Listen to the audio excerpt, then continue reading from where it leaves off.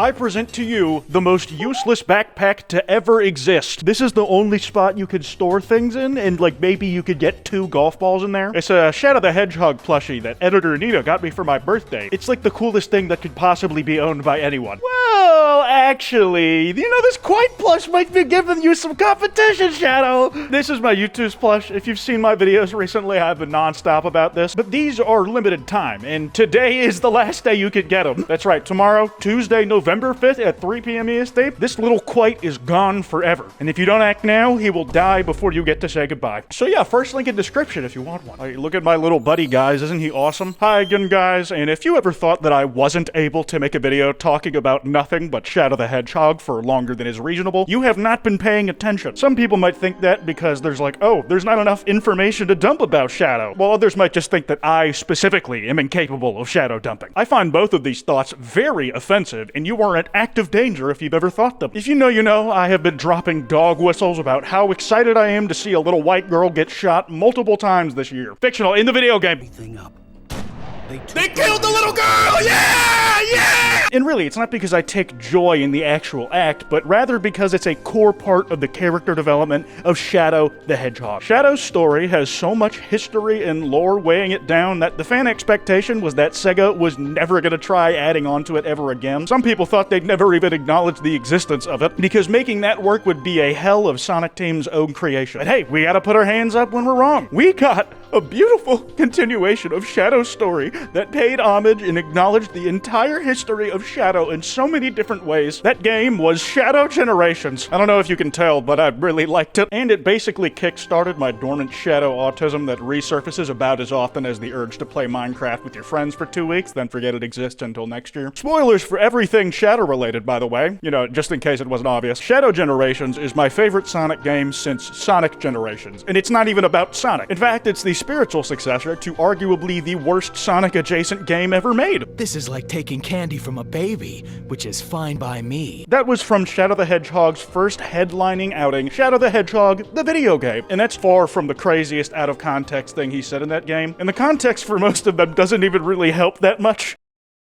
Disgusting black creatures. Get out of my sight. That game is mid-2000s Edge distilled into a physical form. And it is perhaps the epitome of Sonic media being a mishmash of whatever's popular at the time. From Sonic the Hedgehog doing the Family Guy death pose in an official game, to Shadow the Hedgehog getting to use guns in 2005 because shooting stuff was all the rage. The thing I think some people wanted Shadow to do most was exactly that, shoot guns again. And at points where Sega couldn't put in stuff that would break the everyone 10 and up rating, like Shadow saying fuck or murdering people, they still made sure to throw us a bone with the optional dialogue that random characters will say. A lot of it's like lore details or fun little love notes passed around the class that refer to something in Shadow's legacy. And there are no guns in this game, but Shadow does use firearms if you think about it. Omega, the robot guy, said something like this: Black Arm's weaponry is organic in origin. That means they grow their firearms. Shadow, you are part Black Arm. Therefore, I surmise you should be able to turn your hand into a gun. And he kind of does. He gets a new power that basically just puts a switch on his normal Chaos Spears. That bitch is full auto now! Shadow's power level in this game is like putting a bump stock on a rocket launcher. He can finally mass murder people again! Yay! Shadow is also set to be played by Reddit official mascot Keanu Reeves in Sonic 3 the movie next month. And apparently he holds a similar reverence for Shadow the Hedgehog that I do for the prickly little guy. In an interview with Sonic Revolution, Sonic 3 director Jeff Fowler had this to say about Keanu Reeves' method acting approach when portraying Shadow. He really wanted to create a very fan sort of faithful version of the character. He did research. Like in our first meeting, he very clearly had gone and done his homework. Apparently some leaked on-set photos have revealed that Shadow the Hedgehog's appearance in the game is going to be done completely practically with no CGI. This is being achieved by Keanu Reeves reportedly resequencing his entire genetic makeup to turn into a hedgehog. I really just do love an actor who puts their all into their role, puts their whole pussy into it, you might say. And the level of research Keanu would have to do is no small matter. Keanu, after playing all 326 possible paths in Shadow the Hedgehog 2005. That's real, by the way. There's feature film-length videos dedicated to explaining every possible outcome of how you could experience that game. There is a flowchart explaining the process of how it works that looks like an incestuous family tree. And every single one of the paths you can take in the game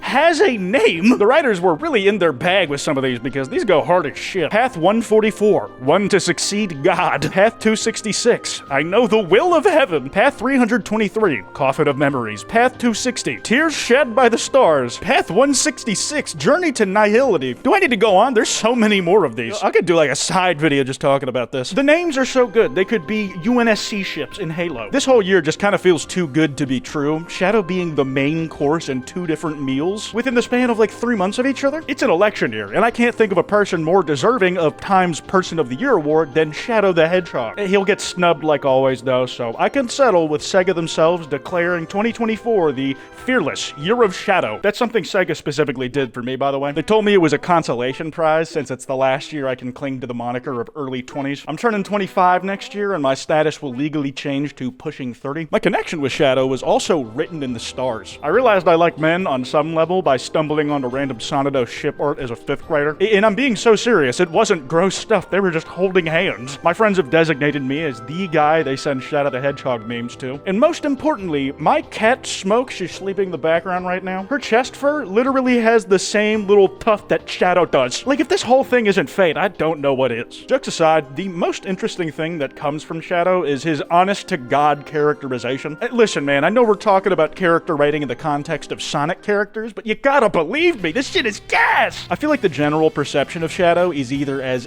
the edgelord who's angry and grouchy all the time, which they definitely have made him into at different points. Damn.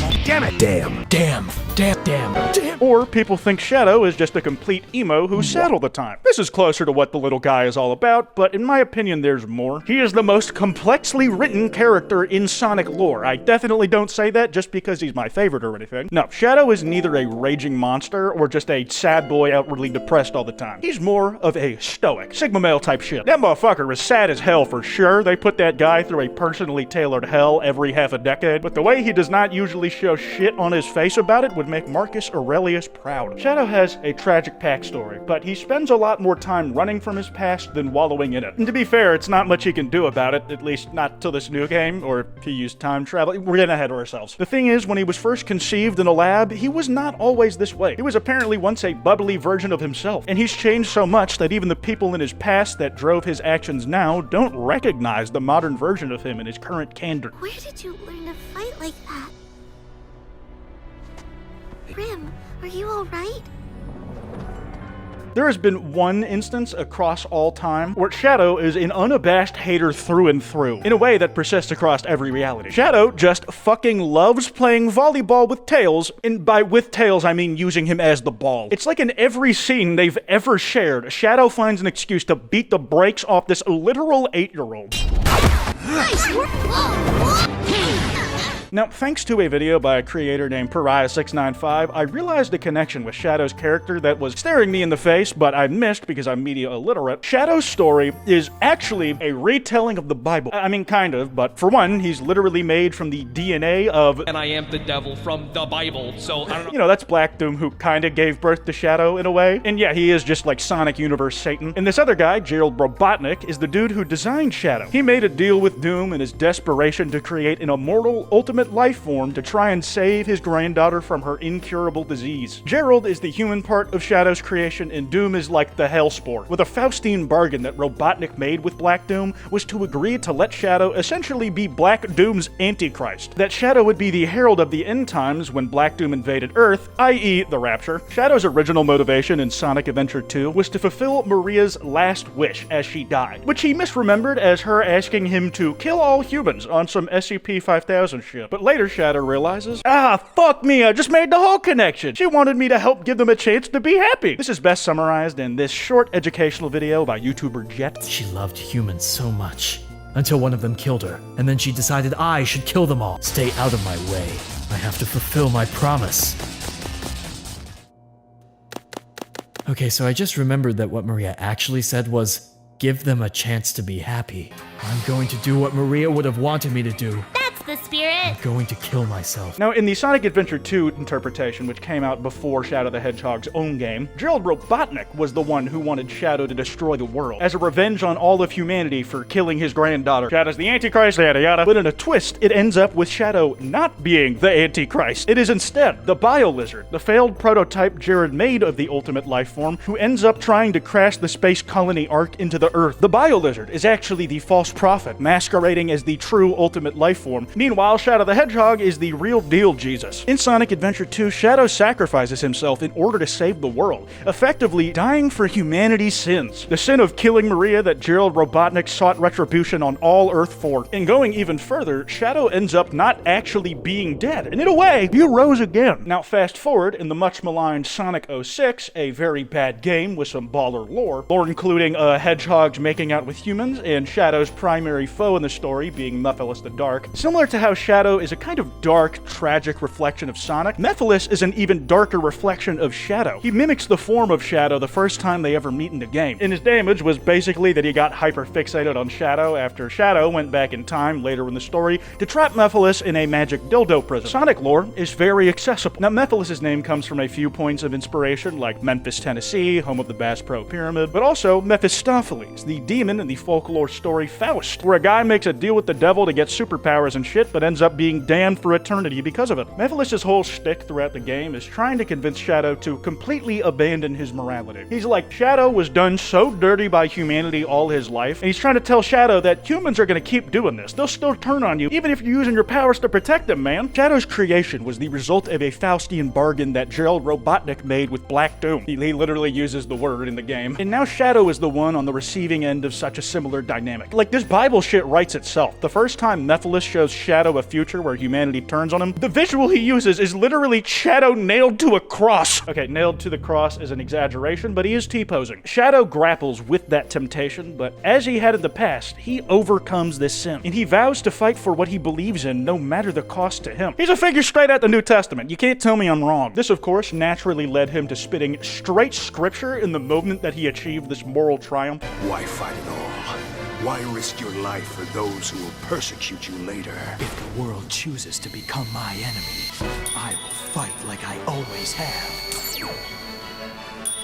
It's such a hard line. You can't tell me that's not bars. This whole theory sounds like a bit, and to most people this discussion is only ever had as a joke. YouTuber Sega Scourge did an April Fool's video on Shadow having biblical inspiration 7 years ago, but the connections he was making were so compelling that it's impossible for this entire thing not to feel well evidenced and thought out. Shadow the Hedgehog himself can be seen as a paragon for religious self-actualization, seeking guidance, enlightenment, at constant struggle with his own beliefs and weighing the choice to walk the path of the righteous or stray onto a road of sin. Right after that, Scourge admits it was all a joke that he recorded the audio for when he was drunk with his friends the night before. And maybe for him, it was a joke. But to me, it was the final push I needed to completely believe that the Bible directly inspired parts of Shadow the Hedgehog's story. He was created in God's image, or at least the broad strokes of his son's biography. I think it's a perfectly valid angle if you genuinely read Shadow's story as such. And Shadow Generation even kind of builds on it. Black Doom is hovering in the sky of the hub world and has a bunch of rings with all-seeing eyes all over it. It's a biblically accurate angel. It was like the first observation anybody made when they looked up in the sky and saw that thing. Shadow's new Doom power are also representations of the rot seeping into him over the course of the game. Black Doom, the literal devil, was becoming more powerful as Shadow did as he got new abilities. The question throughout the game is, again, will Shadow give in to temptation or deliver us from evil? And trust me, Sonic is going to emotionally traumatize Shadow again someday. They put that boy in the Torment Nexus regularly, but the context of the sin that he's grappling with keeps his character progressing. Shadow is perhaps the character in the main Sonic cast who has struggled and had to work the hardest to self-actualize, especially in comparison to a lot of versions of Sonic. Sonic's whole thing is being predisposed to being himself naturally and being able to live true to his own motivations and values from the jump, no exceptions. No matter the circumstances he's in, he will do what he feels is right, where Shadow has had to consistently fight to find his sense of self. In Sonic Adventure 2, all of his motivations are what he thinks other people want him to do, or what he was created to be. First, he's being guided by what he believes to be Maria's dying wish, then he changes his behavior based on learning her actual final wish being different than what he thought it was. You could argue a lot of his motivations motivation is like just based on the wants of others all throughout. Like, this dude is genuinely flabbergasted when a motherfucker like Sonic is just self-assured by nature. He starts tweaking when Sonic said, "What you see is what you get. I'm just a guy who loves adventure." It's even acknowledged in the new game that Shadow is meant to be the ultimate life form, like he was designed with that purpose. But Sonic manages to keep up with everything Shadow's able to do, and even surpass it, all while just being a normal dude that got born the old-fashioned way. It's like making Coke at a diner. In Shadow the Hedgehog, the video game, all the different paths you can take is supposed to like represent who Shadow could be. After everything he's been through in the previous games, he is a blank slate of potential that can do one of 326 different things. Pariah put me onto a lot of what I'm saying here, I'm gonna be honest. But fuck, even the main theme of Shadow the Hedgehog is I am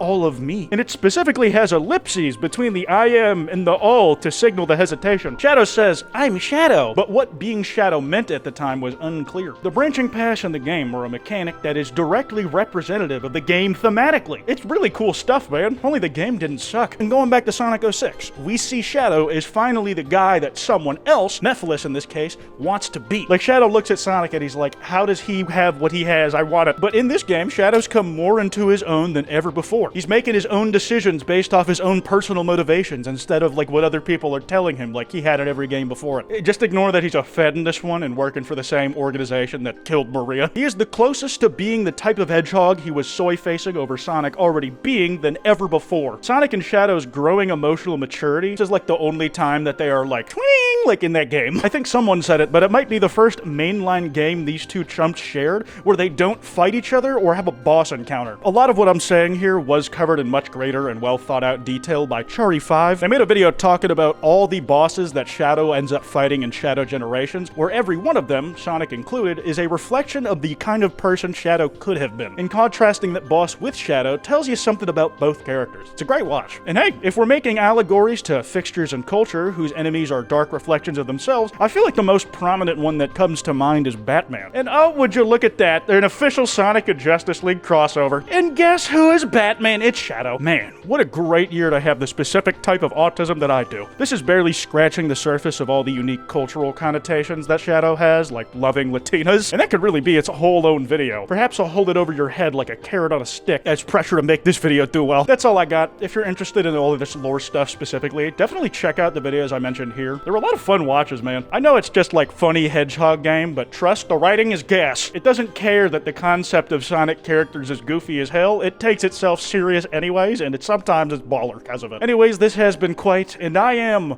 all of me.